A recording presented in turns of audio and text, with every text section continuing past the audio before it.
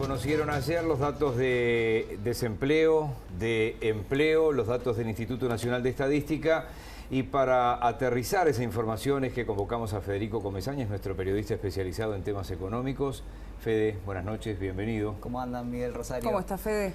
Hay cosas allí que entendemos fácil, otras que no tanto. Bueno, vamos a intentar como yo siempre te digo, explicarlas todas. cada número es una persona, entonces a veces los números son muy fríos, pero la situación es complicada. Exactamente. Vamos a analizar los datos que presentó el Instituto Nacional de Estadística.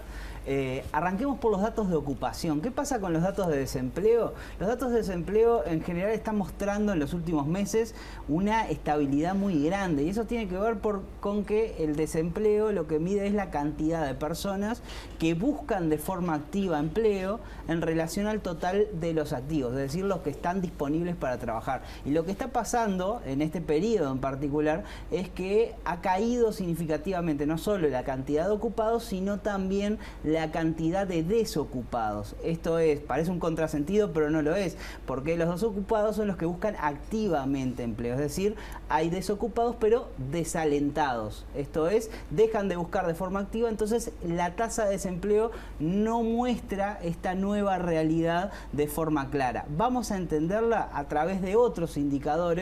El primero de ellos es la tasa de ocupación. La tasa de ocupación ha venido cayendo desde febrero, veíamos ahí el dato de febrero, 56%, luego bajó significativamente en marzo y en abril, y ahora repuntó apenas, pero es un repunte al fin. Esto es, de 52% en abril a 52,9% en mayo. Esto implica una recuperación de 24.000 empleos, que todavía está lejos de la caída total acumulada desde febrero de 99.000. Es decir, estamos 24.000 empleos por encima de abril, pero 99.000 por debajo del dato de febrero. Hay un repunte incipiente en el número de puestos de trabajo, pero aún se está lejos de los números que teníamos antes de la emergencia sanitaria. Para entrar en mayor profundidad a algunos indicadores que publica también el Instituto Nacional de Estadística, veamos lo que tiene que ver en la segunda placa con teletrabajo. Esto es, cuántos trabajadores desempeñaron sus actividades desde su casa y cuántos lo hicieron de forma presencial. Fíjense los datos de abril y de mayo.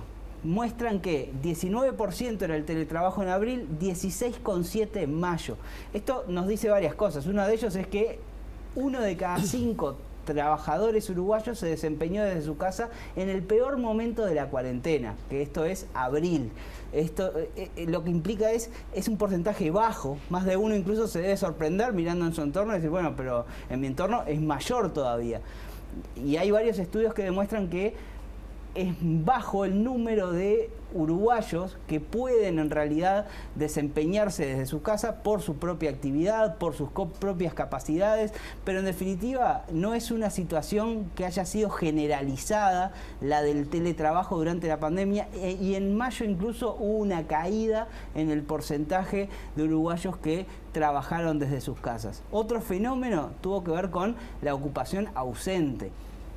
¿Qué quiere decir? Que hay un importante número de trabajadores que no pudieron concurrir a sus puestos de trabajo, o se encontraban en seguro de paro, o estaban en cuarentena debido a la emergencia sanitaria, pero en definitiva son uruguayos que, si bien mantienen su vínculo laboral y por tanto son considerados ocupados, no asistieron a su puesto de trabajo. Y ahí lo vemos en la gráfica, en el escalón de abajo. Los ausentes pasaron de 24% en el mes de abril a 16% en mayo. Esto es, cae, pero aún así se mantiene un porcentaje importante. Estamos hablando de 240.000 trabajadores que no pueden aún retomar sus actividades de forma normal.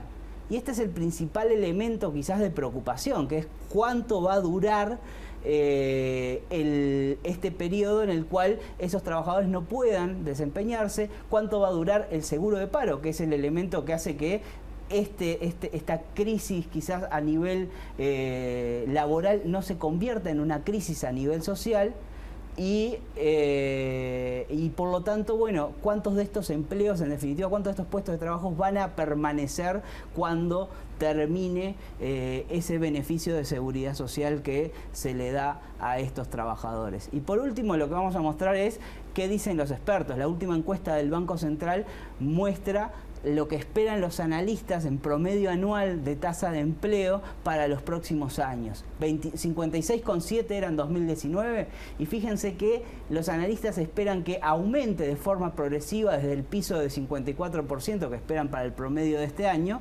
pero que aún en 2022 todavía no se hayan alcanzado los niveles de ocupación de 2019.